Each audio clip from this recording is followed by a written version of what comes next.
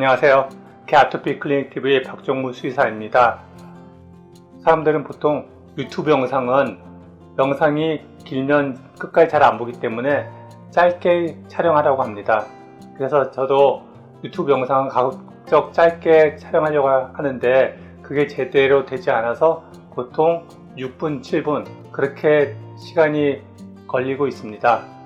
근데 오늘 이야기할 것은 개 아토피와 세균, 기생충, 그리고 예방접종에 대해서 말씀을 드리려고 하는데 이 영상은 시간이 좀 더 많이 걸릴 것 같습니다.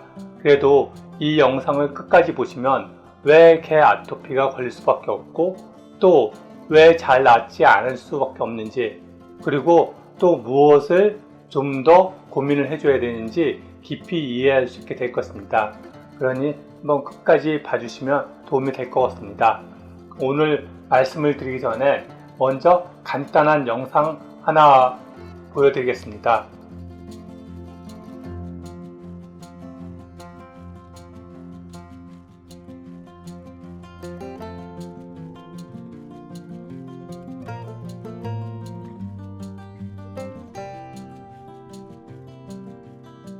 이 영상은 유튜브에서 샌던 밸런스라는 영상을 검색해서 보시면 보실 수 있습니다.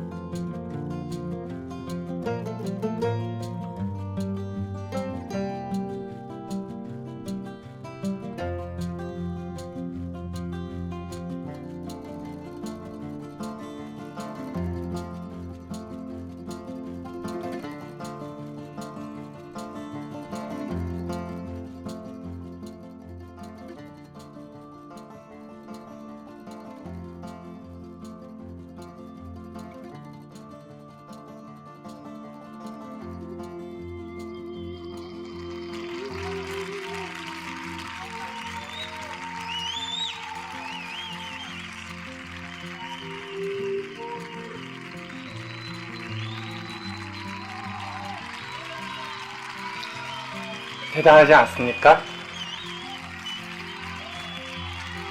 나중에 시간 되실 때 유튜브에서 이 영상을 한번 찾아보시면 그 느낌이 다를 것입니다. 이제 여기에서 이 연기자는 요 끝에 매달린 깃털을 제거하려고 합니다.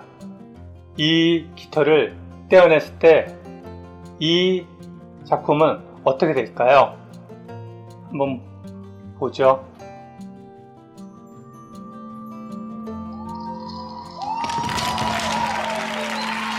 네, 보시는 것처럼 깃털을 제거했더니 방금 그 만들었던 작품이 균형이 깨지면서 다 무너져 내렸습니다. 깃털 그 자체는 무게가 얼마 되지 않는 것 같습니다. 그럼에도 불구하고 저 작품에 있어서 깃털이 갖는 무게의 균형감, 그거는 큰 역할을 하고 있었던 것입니다. 생명 또한 마찬가지입니다. 생명은 굉장히 다양한 요소들이 균형을 이루면서 존재하고 있습니다. 근데 현재 아토피는 그러한 균형들이 이런저런 이유로 무너지면서 발생하고 있는 것입니다. 무엇이 그렇게 되도록 만들었는지 살펴보겠습니다. 먼저 현대 의학에서 큰 영향을 끼친 철학자 중에 한 사람은 데카르트입니다. 데카르트는 생각하는 것인 정신세계와 또 확장된 것인 물질세계로 생명을 둘로 나누었습니다. 이러한 시각, 이분법적 시각은 모든 것을 둘로 나눕니다. 그래서 이런 식으로 정신과 물질, 인간과 동물, 또 동물과 식물, 그리고 인간과 세균, 바이러스, 기생충 그런 것들을 각각 개별적인 것으로 분리를 시켰습니다. 그 영향으로 현대의학은 가령 아토피 같은 경우는 단백질이 문제다, 유전자가 문제다, 말라제시아가 문제고 또 세균이나 진먼지 진드기가 문제라는 식으로 각각을 분리된 어떤 것으로 그리고 적대적인 것으로 생각하도록 만들고 있습니다. 하지만 생명은 이런 식으로 분리되어서 존재하지 않습니다. 잠깐 세균에 대해서 살펴보면 지구에서 생명의 역사는 45억 년 전 지구가 만들어진 후에 35억 년 전 세균이 나타나고 그리고 가장 최근에 이르러 인류가 나타났습니다. 여기에서 사람들은 각각의 생명체들이 경쟁을 통해서 더 강한 존재가 살아남고 진화되어졌다고 생각합니다.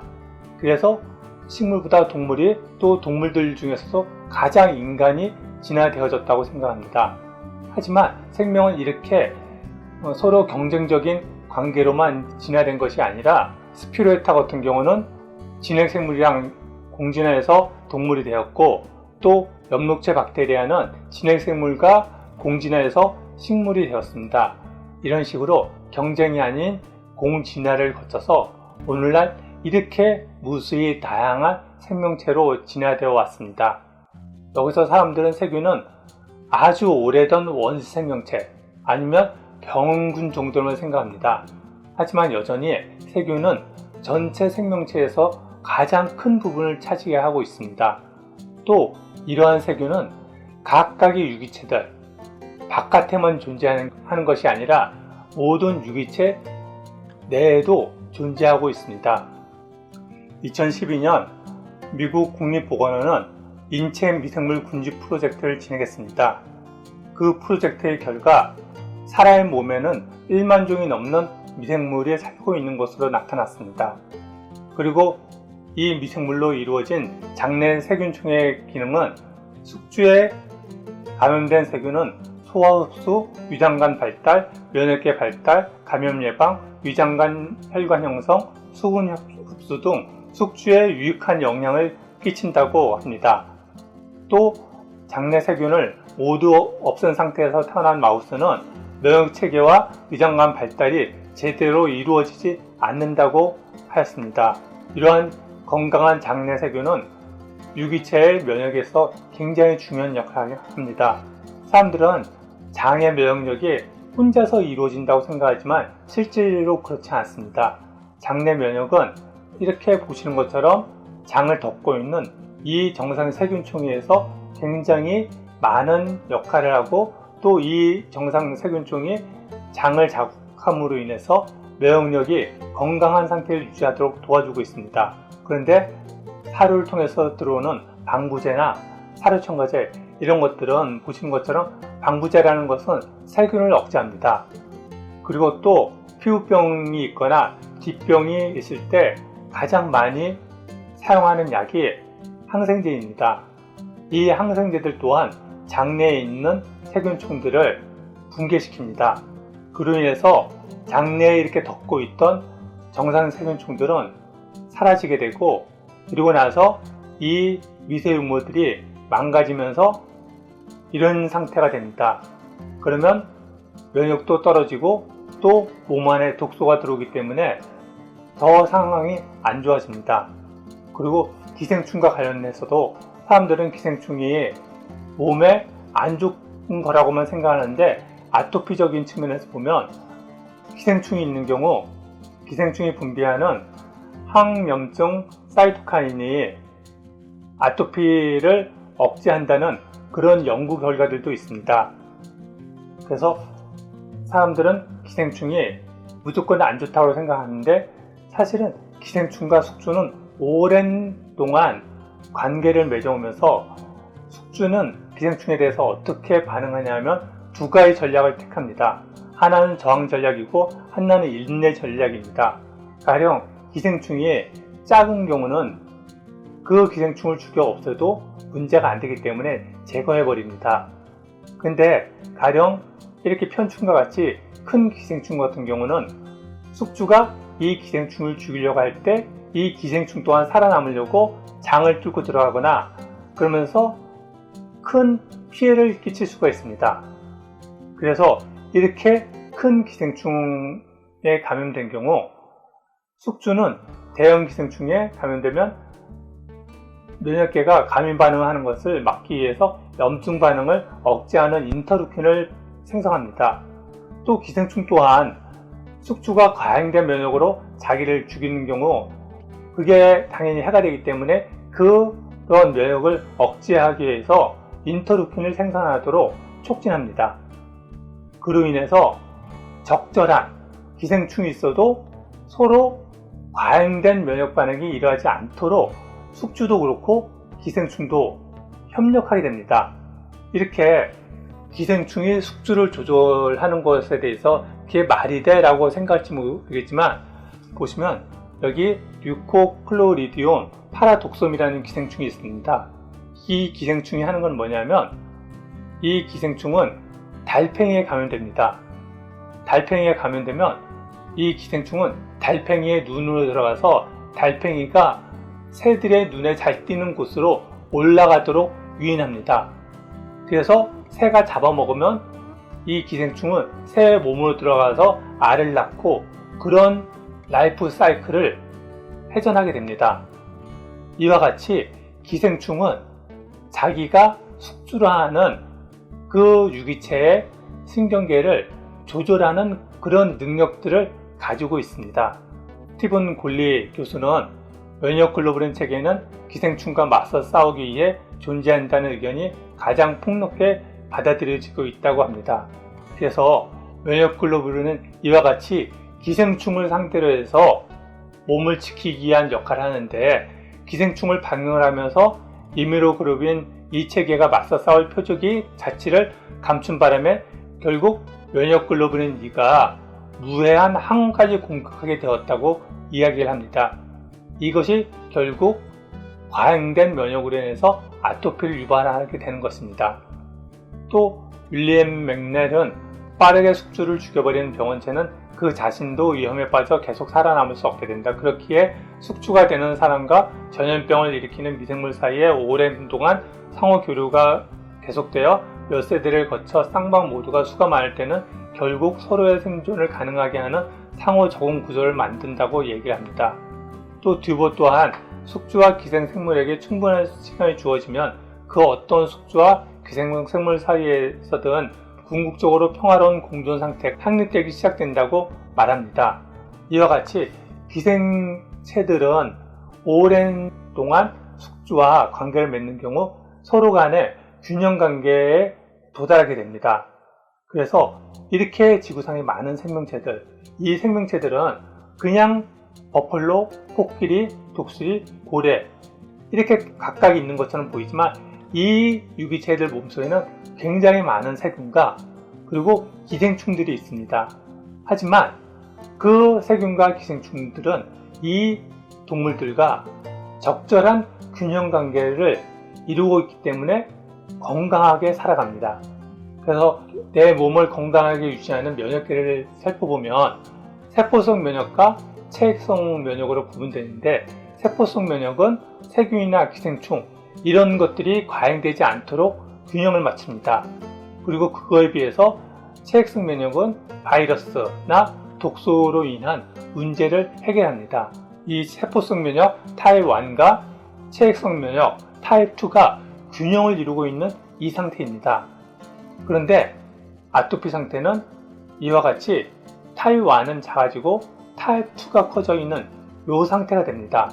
이것은 아까 본 영상에서 이렇게 균형을 맞추고 이루고 있던 이 상태에서 가벼운 깃털을 하나 제거한 것과 똑같은 결과를 이야기합니다. 무엇이 그런 결과를 가졌는지 살펴보면 먼저 아까 살펴본 것처럼 세균은 몸 안에서 면역을 형성하고 또 면역을 촉진하는 그런 역할을 합니다. 근데 방부제나 항생제 등으로 이 세균을 죽임으로 인해 몸의 면역 체계가 붕괴됩니다. 또 기생충 또한 몸에 과잉된 면역을 컨트롤하는 그런 역할을 하는데 다양한 구충제들, 신장사상충약, 또 외부 기생충약들 그런 약들을 통해서 체내에 있는 기생충을 모두 제거함으로 인해서 이 세포성 면역이 약해지게 됩니다. 또 그에 반해서 백신을 과잉되게 하고 또 알게 모르게 들어오는 다양한 독소들이 많음으로 인해서 이 체액성 면역이 강해지게 됩니다. 그래서 세포성 면역은 너무 작아지고 체액성 면역은 너무 커져서 이 불균형 상태가 되어 아토피 상태가 심화되는 것입니다. 그래서 보신 것처럼 지금 아토피로 고생하고 있다면 이 세균과 기생충이 붕괴된 것을 어떻게 정상화할 것인지 그 부분을 갖다가 고민해야 하고, 그래서 장내 정상 세균종을 되살리기 위해서 유산균제를 지속적으로 먹이는 것이 좋습니다. 그리고 체액성 면역을 약화시키기 위해서 과잉된 백신을 조절하고 또 더 이상 몸에 독소가 들어오지 못하도록 관리해 주는 것이 좋습니다. 이렇게 여러 가지 것들이 복합적으로 작용하면서 이와 같이 면역이 불균형 상태가 된, 그래서 지금 댁에서 키우고 있는 반려견이 만성적인 기병이나 아니면 아토피로 고생하고 있다면 이와 같이 여러 가지 요인들이 불균형 상태가 이루어져서 아까 본 공연에서처럼 깃털 하나 제거했는데 전체가 무너져 내리는, 지금 반려견은 그런 상태라고 생각하시면 됩니다.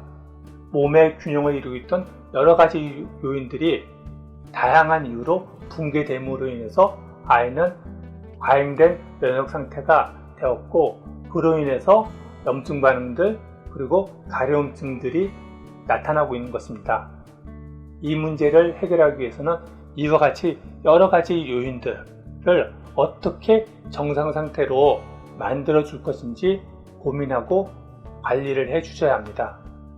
오늘은 아토피에 있어서 세균, 기생충, 그리고 예방접종의 관계에 대해서 말씀을 드렸습니다. 이것들이 환원주의적으로 세균이 문제야, 기생충이 문제야, 그런 게 아니라 굉장히 미묘한 관계 속에 있는 그런 이야기이기 때문에 이해하는 것이 조금 어려울 수도 있습니다. 하지만 생명은 이러한 관계 속에서 이해하려고 할 때 무엇을 우리가 더 돌봐줘야 하는지 제대로 알 수가 있습니다. 네, 오늘은 개 아토피에 있어서 세균, 기생충, 예방접종의 관계에 대해서 말씀을 드렸습니다. 저희 개 아토피 클리닉 TV는 반려견의 아토피를 극복하기 위해서 도움이 되는 여러 정보를 제공해 드리려고 노력하고 있습니다. 도움이 되셨다면 구독과 추천 부탁드립니다. 감사합니다.